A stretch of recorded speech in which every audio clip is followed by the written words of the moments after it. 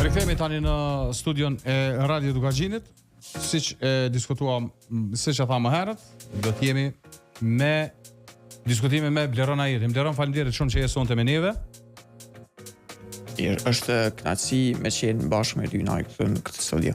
Pritjes erdhi fundi, tash jemi në prag startit të Superligës Kosovës. Xhiro e parë e këtij sezoni nis premten, pastaj shtunën dhe të dielën. Por me shiku këtë fotografinë e madhe, çka mendon që mund të presim nga Superliga si vjet në krahasim me vitin e kaluar? Atëherë unë po folin termat e vlerës së tregut, për arsye që është një prej indikatorëve për cilët punoj të vitin, edhe në forma se çu e shoh futbollin, varet shumë prej vlerës së tregut, për arsye që unë produktin final e nxjerri prej krejt vërtetimit tam, prej krejt ndeshjeve që i shoh, produkti final jam është vlera e tregut. Kur kemi qenë këto para disa muajsh, kur është bërë përditësimi i fundit i Superligës Kosovës, na kemi diskutuar se Superliga e Kosovës e ka një rritje prej 50 milion euro, ndërkohë që gjatë kësaj periudhe që kanë kaluar 3 ose 4 muaj prej herës fundit kur kemi diskutuar, e kemi një rënje prej 10 milion euro, për momentin jemi te 40.75 milion euro. Në krahasim me vitin e kaluar, 10 milion euro jemi më pak. Në krahasim me edicionin e kaluar, që kjo flet totalisht flet për një dobësim të Superligës së Kosovës në kualitetin e saj. Çka mund të themi për dy ekipet e rinkuadrume në Superligë si vjet? Dy qytete që i kanë sjellë shumë futbollit Kosovës, po gjendja atyre jo më e mira si vjet kur rinkuadrohen Superligë. Po foli prap mbi këto termat e vlerës së tregut. Për me qenë korrekt. Po. Dy skuadrat që kanë rënë prej Superligës, Ferizaj dhe Prishtina e Re, rënje direkte, kanë dalë me vlerat e tyre që mundën me shku me konsensus aty deri tek 7 milion euro të dyja, edhe në momentin që po flasim kemi të bëjmë me organizimin e dy skuadrave të cilat të dyja së bashku vlen diku te po flasim 1.65 milion euro Feronikeli dhe Vushtria me 25.000 euro vlerë tregu deri tani. 2 milion euro i kemi zëvendësuar me 7 milion euro vlerë tregu deri tash. Kjo flet që Superliga e Kosovës në këtë vit do të jetë më e dobët se në vitin paraprak, për arsye që nuk është arrit që me u baj kompenzimi lojtarëve kokë më kokë kualitetit që ka dalë faktikisht prej Superligës, me hy me numrin e njëjtë lojtarëve, me kuantitetin edhe kualitetin e njëjtë faktikisht. Edhe duhet me qenë korrekt në një aspekt. Vushtria ka qenë në këtë periudhën e tranzicionit edhe nxitimit, pasi ka pas probleme të mëdha financiare dhe tash në fund ti e din na fatin kalimtar kur bëhen këto transferet e fundit bëhen si me nguti, sa me kompletu skuadrën. Po, definitivisht nëse këto mundemi mas miri me konfirmu kur hymë dhe i shohim lojtarët kështu secilin prej profileve të individualisht. Po, individualisht. Janë lojtarë edhe një fakt që nështë për mos me hynë askojt, për klubet që kanë qenë në vitin e kaluar në ligën e parë, vlera e tyre tregut nuk kalkulohet, nuk matet.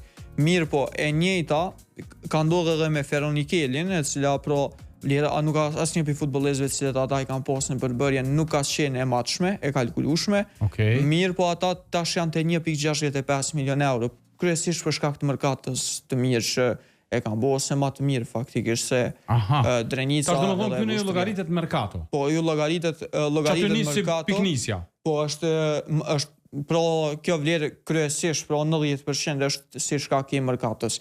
Për 3 skuadrat që po flasim që kanë pasur ndryshime drastike si Drenica, Feronikeli 74, edhe po ashtu edhe Vushtria, flasim mbi termat e merkatos, për arsye se edicioni i fundit sportiv nuk ka pas gjë sa me u monitoru, kryesisht për Drenicën për shkak të ndryshimeve të mëdha në skuadër, e për 2 skuadra tjera për shkak që kanë ngaruar në ligën e parë. Ndalemi pak te këto, ose ma mirë me thonë, në bazë këtyne dhënave. Kush mendon që është dashur me qenë ndër ekipet pak më favorite për betejën lartë? Tash për betejën lartë i kemi ato skuadrat që janë gjithnjë pretendente. Mundemi me cilësu Dritën, që është favoriti absolut për shkak të vlerës 8.45 milion euro. S'ka ekip me vlerë më të madhe. Nuk ka ekip me vlerë më të lartë, Drita domethënë është në konkurrencë vazhdimisht me gjigantët e rajonit tonë, pra me gjigantët e Ballkanit perëndimor, po shtyhet vazhdimisht edhe me skuadra shumë të forta, të cilat munden me shku deri te 14-16 milion euro e kështu tutje, futen në rangun e atyre skuadrave kur flitet në transfermarkt për top klubet sipas shteteve. Për shembull, kur flasim për Dritën me 8.45 milion euro është dallim për 2 milion euro nga vendi i dytë që e përcjell pra që është Prishtina. Pastaj është Ballkani me 6.29 milion euro dhe shkputja e madhe ndodh pastaj tek Llapi me 4.88 milion euro që është në vendin e katërt. Llapi, Malisheva dhe Xhilani janë në rangun e njëjtë si skuadra, po thu që 3-4 parat është diferenca le të themi. Pastaj ka shkputjet e mesi tabelës. Është pothuajse një shkputje për 2 milion euro prej vendit të parë tek i dyti. Okay. Drita me këto të tjera. Po flasim për Drita në ligë tjetër, pastaj fillon ky grupi i dytë. Pastaj mundemi me fol për Prishtinën e Ballkanin. Po. Edhe pastaj fillon grupi i tretë. Grupin e tretë e përbëjnë Llapi, Malisheva dhe Xhilani. Edhe pastaj kemi Dugazhinin me vlerë të 1 milion euro më pak se Xhilani, 1.300.000 euro më pak se Xhilani.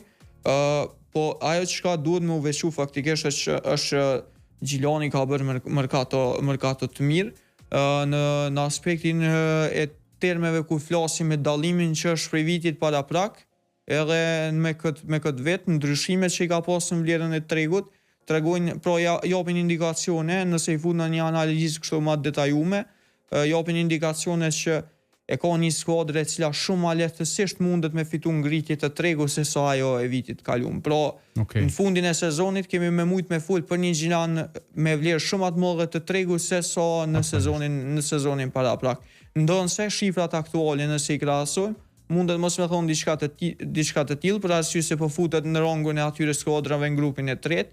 Mirë, po unë definitivisht skuadrën e Xhilanit të këtij sezoni e shoh në grupin e skuadrave në grupin më të lartë, pra aty në konkurrencë me grupin e parë ose dytë, ose me Dritën ose me Ballkanin e Prishtinës. Po flasim për underdog.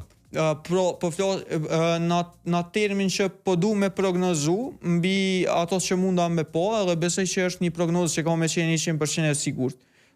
Ngritja që ka me pas Xhilani, ka me qenë prej më të mëdhajave në këtë edicion në Superligën e Kosovës, edhe kur flasim mbi këto premisa është kryesisht numri i lojtarëve, mosha mesatare e lojtarëve që i ka të angazhuar për momentin, edhe duke i njohur si profile secilin çka mundet me jap faktikisht Superligës Kosovës, edhe ku kemi me mujt me qenë pastaj me numra për me i vendosur vlerat e reja, e që këtu definitivisht Xhilani pra janë favorit.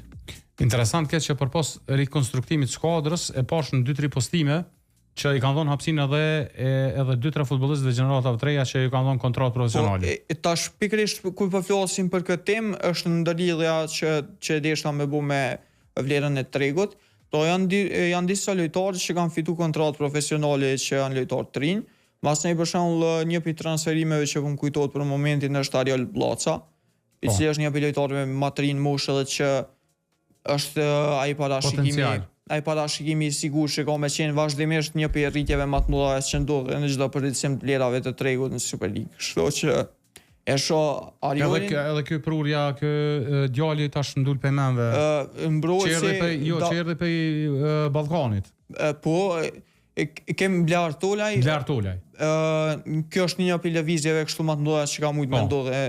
Një prej lojtarëve këtu të Ballkanit kalon tek Xhilani, edhe Arioli kështu është, edhe Arioli edhe Tolaj, edhe Daud Sylaj është një mbrojtës pra shumë kualitativ që e kanë përbërje, pra janë lojtarë që janë në një moshë tepër të favorshme për ngritje të larta të vlerës së tregut. Prandaj po flasim për një Xhilan që mundet me përfundu komplet në pozicion tjetër për vlerën e tregut në fund të edicionit. Largimi Tolajt edhe largimi i Kryeziut nga dy krahët. Po. A beson që ka mujt me bëj zgjidhje Ballkani me qenë fort në konkurrencë për titull? Tash nëse e shohim e mbajti pas shumë pse po të ndërprej, mbajti pas shumë polemikave dhe trajnerin Karoglan nuk është se ndryshoi, edhe pse u tha shumë që mundet me u largu komplet. Po qëndroj. Tash nëse shkojmë në ato sekuencat e formës se si e ka ndërtu Ballkoni skuadrën, unë prapë analizoj kështu në terma financiare, Absolutisht. në terma të vlerës së tregut. Dy largime si Almir Kryeziu dhe Blar Tulaj definitivisht e kanë vendosur në një rang më poshtë Ballkoni kështu në vlerën e tregut. Ka pretenduar që ato dy lojtarë me i zëvendësu me dy të tjerë Almedin Klinokun dhe Lorik Dobraticin, që për shembull janë investime kështu tejet strategjike për arsye se flasim për lojtarë të rinë në moshë dhe lojtarë kështu si underdogs që mundën me pas rritjen tepër të madhe në vlerën e tregut. Mirë po, kjo nuk arriti me ndodhë pak të me Lorik Dobraticin që sa du konfirmu që vazhdan tek Feronikeli 74, edhe pasaj nuk jam shumë i sigur se si ka me shku pra ai kompenzimi i këtyre lojtarëve që u largun pra Tola edhe Kryeziu me ndonjë emër tjetër. Kjo është më shumë konfuzion se sa plan strategjik tash. Mendoj që kjo ka sjell konfuzion te Ballkoni, nuk mendoj që ka një sekuencë kështu që mundet me na botë të qartë, okay, se ky problem është të zgjidhur në këtë formë. Mirë po, prapë shoh Ballkonin si skuadër konkurrente, për arsye që me fol kështu hapur, kur i kje 3 skuadras që kanë diferencën tepër të madhe me pjesën e lartë tabelës, atë flasim për dallime ekstrem kualitet, edhe flasim për shumë pika, po flasim për shumë pikë të sigurta në ndeshjen në renditjen tabelare, flasim për shumë pikë të sigurta, edhe gjitha këto skuadras që janë lart, për me rujta stabilitetin e tyre janë një farë forme të pashqetësuara, edhe kur e bën mend se 4 prej tyre do të dalin në Europë, e pastaj kur e bën mend se do të ketë edhe luftë për kupë e gjëra të tilla që mundet m'ia humbojt ato reksin skuadrave, e shon një sezon pak më të qetë, e shon një sezon me më pak shkarkime trajnerësh, edhe e shon një sezon kështu që shumë kush do të pajtohet me fatin e tyre. Është një sezon që ju jap luksin edhe ju jap komoditet gjithëve, mendoj deri në fund. Normalisht gjithë kanë me u mundu që me i prish punë njëri tjetrit, po mendoj që në fundit për çato është gol. Mendoj që në fund ka me mbet veç në ato sekuencat e dëshirës, po jo që ka me mujt me u kthy në diçka praktike, për arsye se është ekuivalente me të pamundshme kështu. Përndryshe drita sapo kaloi në përsi minuta 21, kaloi në përsi ndaj Trefiorit, Nguena e realizoi golin. Po du më ndalë pak të, kur jemi ka fundi, po du më ndalë pak të drita, me analizu pak dritën. Skuadër e fort, për çdo pozitë po thuj se ka zëvendësim, ka pru futbollist shumë të mirë, por e ndroi trajnerin. Ajo që ka ndodhur tek drita, domethënë është komentuar kështu shumë në emisionet sportive, në komunitetin sportiv, dhe shihet se nuk është një ndarje kështu e vullnetshme. Megjithëse unë kam analizuar taktikisht dritën në ndeshjet që i ka pasur në Europë, kam pasur që ka pasur një mungesë kështu të fluiditetit si skuadër, nuk ka qenë ajo drita e arritshme që ka mujt me më shumë lehtësi me shënu gola si në kampionat. Kanë ardhur disa gola që kanë qenë situata individuale kështu, sidomos në Europë, e ka mundësu faktikisht edhe niveli i kundërshtarëve. Pa fat në raundin e parë të Champions League, që mendoj që kjo ka shkaktuar. Kjo mendoj që ka shkaktuar pak një përshorje, se mendoj që krejt e kemi po dritën si favorit për me kalu raundin e parë, edhe definitivisht mos kalimi i raundit të parë të dritës se ka shkaktuar kështu si një farë frustrimi i gjithë komuniteti sportiv, për arsye që ka orë një ku që na mos me qenë të kënaqur me Conference League, për arsye se shorti është shumë i lehtë. Domethënë tash po flasim kur jemi 22 minuta prej që ka filluar ndeshja e dytë e dritës, po flasim për një diferencë pro 5-1 rezultati i përgjithshëm nga të dy ndeshjet. Edhe po kalon në play-off me një lehtësi kështu të paparë, edhe pastaj edhe në play-off. Është që nuk është kualiteti jot aty, është dikun më lart. Definitivisht po, edhe është që nuk mundesh me u kënaqur me ato mjetet që t'jap Conference League, po është kështu një dhimbje që mundet me ushu definitivisht me inkuadrimin në grupet e Conference League-s, për arsye që mbi gjitha është një satisfaksion i veçantë, besoj për krejt lojtarë që mundet me qenë pjesë e Conference League-s, është nivel tjetër i përfaqësimit. Mirë po prej kohës kur ka ndryshuar formati i Conference Ligës është bërë shumë më e lehtë, domethënë që me qenë pjesë e grupeve të Conference Ligës. Edhe fatkeqësia është nuk kemi arrit ndoshta me kriju 2 skuadra ose 3 skuadra që të paktën mundet me arrit deri në raundin e 3 të Conference Ligës edhe gjëra të tilla, me grumbulluar sa më shumë koeficient, e të paktën 2 prej tyre pse jo me shku në grupet e Conference Ligës, se besoj që për momentin e kemi atë kapacitet, mirë po nuk po arrim me maksimalizu në soza të problemeve tjera që për shembull Ballkoni nuk mundet me mbajt atë linjën lart për shkak të disa problemeve që qarkullojnë, kështu zërat që mundet me qenë si probleme. Pastaj drita që mbon linjën në kontinuitet, po unë kisha dosh me pas prap një betejë të madhe mes dritës edhe Ballkonit, se kjo definitivisht ka me shënu progres masnej të veçantë kur 2 skuadra janë luftë kështu frontale. Rritet kualiteti definitivisht, edhe krijohet nevoja pastaj që me ardhë edhe një i tretë me luftu me to, e kështu kemi me pas një ngritje, po përderisa skuadrat vazhdojnë me qenë të pashqetësuar kështu drejt objektivave të tyre, kemi me pas shumë problematike që me urrit niveli, edhe se krijon komoditet. Tash nëse folim mbi këto premisa, se është e rëndësishme me diskutu çka ka ndodhur në Shqipëri, për shembull, trendi atje i vlerës së tregut, ose nëse flasim performance se si është zhvillu futbolli atje, definitivisht përngjason ekstremisht me nivelin ton të organizimit edhe të formës. Të historikut që e kemi me formën qysh Skënderbeu atje ka shku për disa vite, ka qenë në nivel më të lartë të organizimit, pauzimi që e ka pas, tash klubet janë dalë, kanë kriju projekte kështu më të vëlefshme, edhe definitivisht tash janë në kthim kështu të trajektorës tyre, për shkak të organizimit tyre të brendshëm superior që është. Edhe e kam një ndjesi tepër të veçantë kështu kur isha projekte si Egnatja, Dinamo, Partizani që kanë shumë projekte shumë solide, edhe mbi të gjitha flasim për projekte që nuk e kam pro ligjin e sponsorizimit si në Kosovë, që është 2 fesh më vështirë. Që është definitivisht është shumë problematike për ta. Edhe nëse foli për termat kështu se gjithmonë kam dëshirë që më kthye sa herë që flasim i analizojmë faktorët në bazën e vlerës së tregut, nëse folim mbi këto terma, atëherë është ekuivalente që Shqipëria po qëndron gjithherë mas tabelin, ndërkohë Kosova ka lohatje të vazhdueshme. Edhe kjo faktikisht nuk është më pëlqen mbi atë aspektin që na i vendosim këto vlera, edhe pastaj kjo është tepër problematike kështu për menaxhim. Edhe për fund, trajneri i njohur gjerman Felix Magath sot e ka vizituar Prishtinën e Re. Po. Ka qenë privilegj dhe kënaqësi e veçantë me pas një personalitet si Felix Magath në ambientet e Prishtinës së Re, është njoftu kështu me gjithçka rreth klubit, me projektin e klubit, me stërvitjet, është taku me drejtuesit e klubit ton, edhe ka qenë me të vërtet privilegj i veçantë që me pas atë të pranishëm sot tek ne.